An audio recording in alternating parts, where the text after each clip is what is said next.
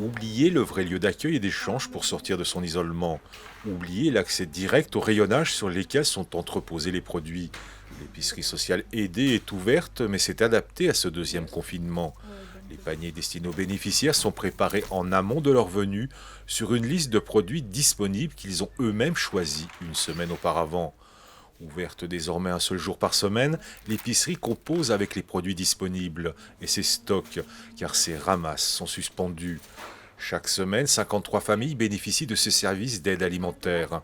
Elles étaient 116 avant le confinement, les personnes âgées étant de plus en plus nombreuses.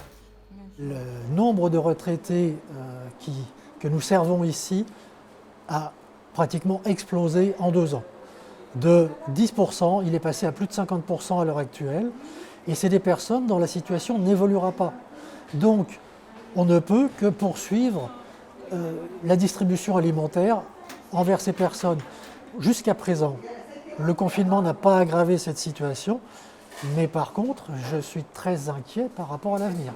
On s'est adapté, on fait ça, mais je suis sûre que vous posez la question à nos bénévoles. Ils ne sont pas satisfaits, personne n'est satisfait, ni les bénévoles, ni les bénéficiaires. Par contre, on a gardé l'aspect donner à manger, voilà. L'épicerie sociale est bien plus qu'un simple commerce de proximité à prix cassé. Les produits sont vendus à un coût très faible, entre 10 et 30% de leur prix dans le commerce. La contribution financière demandée n'est pas anodine. Elle permet de préserver la dignité des personnes qui s'approvisionnent à l'épicerie en fonction de ses envies et de ses besoins. La grande idée, c'est de venir en aide pendant une période donnée à des personnes qui se trouvent dans des situations financières difficiles. L'idée, c'est de libérer ces personnes de l'achat des produits alimentaires. Heureusement qu'il y a des gens comme eux, quoi. Heureusement qu'il y a des gens comme eux. Parce que sinon, on ne s'en sortirait pas, à l'heure actuelle. Donc heureusement qu'il y a des gens comme eux. C'est important pour moi parce que j'y rencontre des belles personnes. Mais en même temps, c'est une démarche qui n'est pas évidente.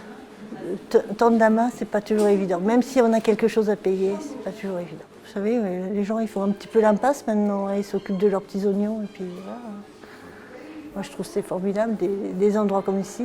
Je ne souhaite pas à tout le monde de la connaître, mais je souhaite à tout le monde de connaître les personnes qui y travaillent. C'est vraiment génial. Ouais. Moi, c'est mon dernier jour ici parce que je ne veux pas continuer. Je trouve qu'il y a plein de gens qui ont beaucoup plus besoin que moi. Mais je garde un beau souvenir et je pense que je reviendrai voir les gens avec plaisir. Chaque bénévole de l'association espère maintenant que la situation ne se dégrade pas, même si certains signaux les interpellent. En France, plus de 700 épiceries sociales sont régulièrement accessibles aux plus démunis, l'accès à ces commerces atypiques étant exclusivement réservé sous condition de revenus.